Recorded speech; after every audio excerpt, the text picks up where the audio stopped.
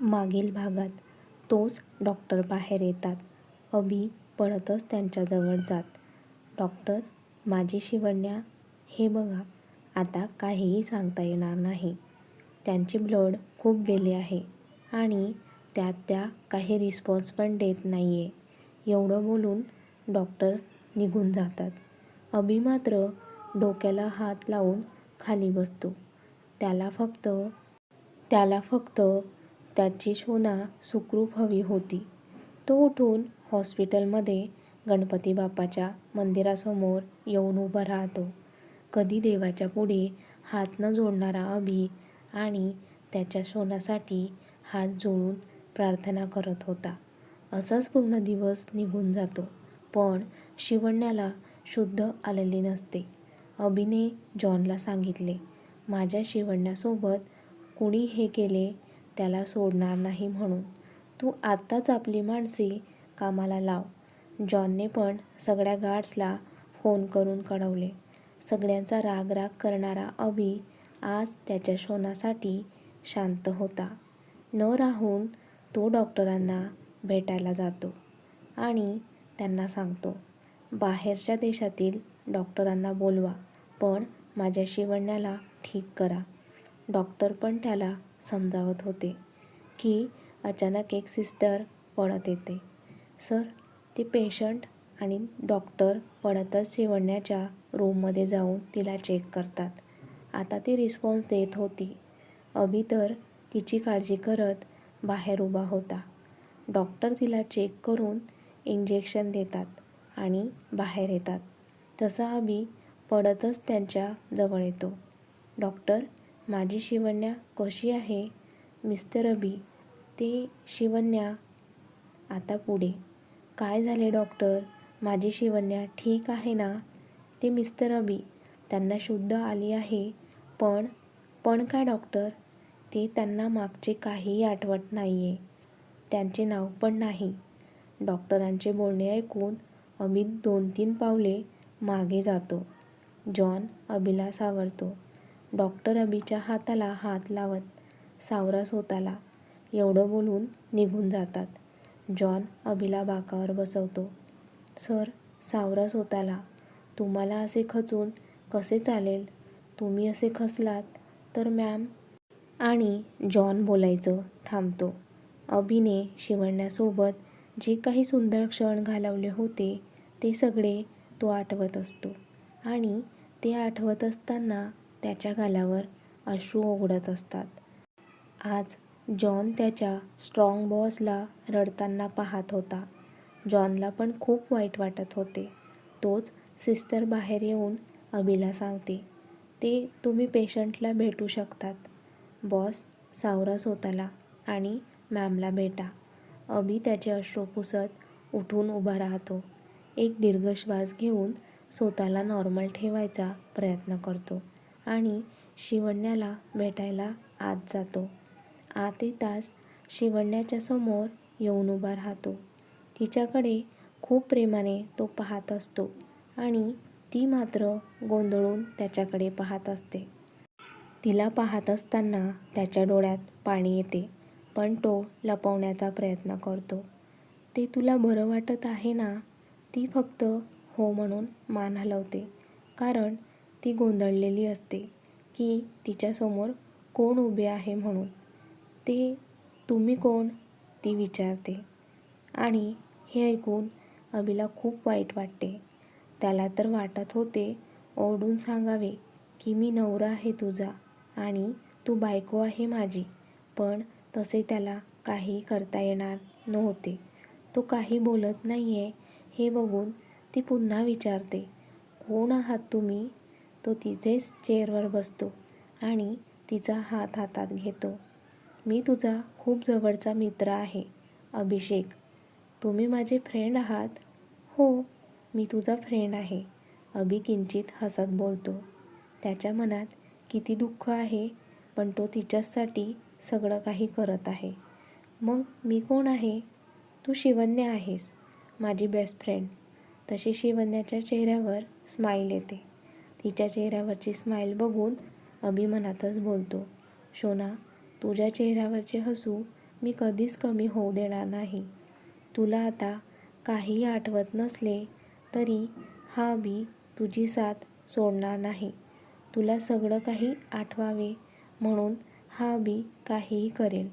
त्याने आत्ताच मनाशी हे पक्के केले होते. तिच्या इंजेक्शनची वेळ होते. सिस्टर आत येतात आणि अभि बाहेर निघून जातो. बाहेर जॉनजवळ जाऊन अभि त्याला सांगतो, हे जे कुणी घडवून आणले त्याचा लवकरात लवकर शोध घ्या. त्यांच्यामुळे आज माझ्या शिवण्याची ही अवस्था आहे. आज जर शिवण्यासोबत काही झाले असते आणि तो बोलायचं थांबतो. सर, मी आपली सगळी माणसे कामाला लावली आहे. हे सगळं कुणी घडवून आणले ते लवकरच कळेल. अभि एवढंच बोलतो. असाच एक आठवडा निघून जातो. या एक आठवड्यात अभिने शिवण्याची खूप काळजी घेतली होती आणि घेत होता. तिला तो त्याच्या फ्लॅटला घेऊन आला होता आणि स्वतःच तिची काळजी घेत होता. कारण त्याला या वेळेला तिच्या बाबतीत कुठलीच रिस्क घ्यायची नव्हती. अधूनमधून शिवण्याचे मामा तिला भेटायला यायचे, पण ती त्यांना पण ओळखत नसल्यामुळे त्यांची निराशा व्हायची. अभि तर तिची काळजी घेऊन घरूनच काम करत होता. खूप प्रेमाने सगळं काही करत होता. या गोष्टीला 3 महिने होऊन जातात, पण शिवण्याला अजून पण काहीही आठवले नव्हते. अभिला कधी कधी खूप वाईट वाटायचे, पण तो स्वतःला समजवायचा. त्याला आशा होती की एक ना एक दिवस शिवण्याला सगळं काही आठवेल म्हणून. आता ती ठणठणीत बरी झाली असल्यामुळे ती कॉलेजला पण जायला लागली. अभि स्वतः तिला घ्यायला आणि सोडायला जायचा. तिला या 3 महिन्यात शिवण्याला अभिबद्दल खूप छान फिलिंग येत होती, पण तिने अभिला याबद्दल काहीही सांगितले नाही. पण अभिचे जवळ येणे, काळजी घेणे हळूहळू तिला आवडू लागले होते. कदाचित ती अभिवर प्रेम करायला लागली होती, पण हे अजून तिला पण कळत नव्हते. अभि समोर असला की त्यालाच पाहत राहावेसे असे तिला वाटायचे आणि तो काही मिनिटांसाठी पण नाही दिसला की त्याला पाहण्यासाठी ती त्रासात असायची. आज पण अभि त्याचा आवरून शिवण्याच्या रूममध्ये आला. शिवण्या, तुला कॉलेजला जायचे आहे ना? हो, जायचे आहे. मग आवर तुझे आणि बाहेर ये. सोबत ब्रेकफास्ट करूया. हो, आलेच. अभि बाहेर निघून गेला. ती पण ब्रेकफास्ट करायला बाहेर आली. हे काय, तू आवरले नाही अजून? ते मी आधी ब्रेकफास्ट करते, मग आवरते. ठीक आहे. आणि ते दोन्ही मिळून ब्रेकफास्ट करत असतात. अभि फोनमध्ये पाहत खात असतो, तर ती खात असताना अभिला पाहत असते. त्याला पाहण्यातच आनंद मिळायचा तिला. अभि तिच्याकडे पाहत नसला तरी त्याचे लक्ष असायचे तिच्याकडे आणि आताही ती अशी भान हरपून त्याला पाहते हे माहिती होते त्याला. दोघांचे खाऊन झाले आणि शिवण्या आवरायला निघून गेली. 15-20 मिनिटात तिचे आवरून ती खाली आली. तिने आज पीच कलरचा ड्रेस घातला होता. त्यात ती खूपच सुंदर दिसत होती. तिची बॅग घेऊन ती बाहेर आली आणि फोनवर बोलत असलेल्या अभिचे लक्ष तिच्याकडे गेले आणि तो तर तिच्याकडे पाहतच राहिला. तिला पाहण्यात एवढा गुंग होता की तो फोनवर बोलतोय हे पण विसरून गेला. पलीकडून सचिन हॅलो सर म्हणून आवाज देत होता, पण अभिचे सगळे लक्ष शिवण्याकडे होते. शेवटी सचिनने वैतागून फोन ठेवून दिला. तरी अभि कानाला फोन लावून शिवण्याकडे पाहत होता. खूपच सुंदर आणि नाजूक ती दिसत होती. शिवण्याचे मात्र त्याच्याकडे लक्षच नव्हते. ती तर बाहेर येऊन पाण्याची बॉटल बॅगमध्ये ठेवत होती.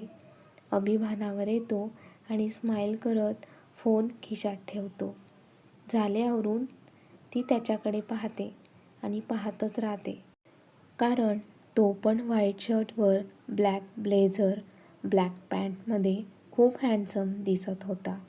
ती पण त्याच्याकडे भान हरपून पाहत असते आणि तिला असे पाहताना बघून अभिच्या चेहऱ्यावर स्माईल येते. तो मनातच म्हणतो, बायको मी तुझाच आहे पण, आणि तो त्याचे विचार मनातच ठेवतो. शिवण्या पण मनातच माझा फ्रेंड अभि किती हँडसम आहे ना, असे वाटते त्याला पाहतच राहावे. असे जर हे रोज रोज तयार होऊन माझ्यासमोर आलेत ना तर वेडी होईल मी, ती त्याच्याकडे पाहत मनातच बोलते. अभि असा छान तयार होऊन मला सोडायला कॉलेजला येतो आणि कॉलेजमधील सगळ्या मुली जणू अभिच्या येण्याची वाट पाहत असतात. त्याची एक झलक पाहण्यासाठी त्या लेक्चर पण बंक करतात. मला तर खूप वेळा अभिला सांगावेसे वाटते की मी कॉलेजला एकटी जाते म्हणून, कारण माझ्याशिवाय दुसऱ्या मुलींनी अभिकडे पाहिलेले मला अजिबात आवडत नाही. तिच्या चेहऱ्यावरचे बदलणारे हावभाव मात्र अभि वाचण्याचा प्रयत्न करत होता. चल निघायचे, ती विचारांमधून बाहेर येते. हो हो, आणि ते जायला निघतात. ड्राईव्ह करत असताना अभि फोनवर बोलत असतो आणि शिवण्या मात्र त्याच्याकडे एकटक पाहत असते. 1-2 वेळेला अभि मुद्दाम तिच्याकडे पाहून काय म्हणून विचारतो, पण शिवण्या लाजून नाही मध्ये मान हलवते. ती त्याच्याकडे पाहत मनातच बोलते, अभि मी जर अशीच तुला पाहत राहिली ना तर तुझ्या प्रेमात पडेल. पडेल नाही, ती त्याच्या प्रेमात पडली होती पण हे तिला कळत नव्हते. पण अभिला मात्र बरोबर कळले होते की ती त्याच्या प्रेमात पडली आहे म्हणून. त्याचे तर आधीपासूनच तिच्यावर खूप प्रेम होते आणि आता तर अजूनच वाढले होते. काही वेळात ते कॉलेजला पोहोचतात. शिवण्या अभिला बाय करून आत निघून जाते. ती जाताच अभि पण ऑफिसला जातो. त्याचे आता रोजचे रुटीन झाले होते. शिवण्याला कॉलेजला सोडायचे, सोडल्यानंतर ऑफिसला जायचे, कॉलेज सुटेल तेव्हा तिला घ्यायला जायचे आणि सोबत घरी जायचे. तिला पण त्याची ओढ लागलेली असायची. कधी अभि तिला घ्यायला येतोय याची ती रोज वाट पाहत असायची. तो घ्यायला आला की आनंदाने गाडीत बसायची आणि त्याला पाहत घरी जायची. आज पण अभिचा मेसेज आला, मी बाहेर आलोय म्हणून. त्याचा मेसेज बघून तिला खूप आनंद झाला आणि ती बॅग घेऊन पळतच गाडीजवळ आली आणि आत बसली. काय झाले शिवण्या, एवढ्या पळत का आलीस तू? आता ती काय सांगणार होती त्याला की तुलाच पाहायची ओढ लागली होती म्हणून पळत आले? ते नाही, असंच ती इकडे तिकडे पाहत बोलते. पण अभिला बरोबर समजते की ती त्याच्यासाठीच पळत आली आहे म्हणून. ते दोघं काही वेळातच फ्लॅटला पोहोचतात. आत येताच अभिचा फोन वाजतो. तो बोलत बोलत त्याच्या रूममध्ये निघून जातो तर शिवण्या पण तिच्या रूममध्ये निघून जाते. सचिनसोबत खूप महत्त्वाच्या प्रोजेक्टबद्दल अभि बोलत होता. तो बोलत असताना त्याला नारायणरावांचा फोन येत होता. पण तो सचिनसोबत बोलत असल्यामुळे त्यांना नंतर फोन करेल असा तो विचार करतो. अर्ध्या तासाने अभिचे बोलणे होते आणि तो नारायणराव यांना फोन करतो. बोला मामा. नारायणराव खरं तर शिवण्यासाठी त्याला फोन करायचे. त्यांना पण तिची खूप काळजी वाटायची म्हणून ते दिवसातून 2दा तरी फोन करून तिची विचारपूस करायचे. तिला फोन ते करू शकत नव्हते कारण शिवण्या त्यांना ओळखतच नव्हती. ते दोघं शिवण्याबद्दल बोलत होते.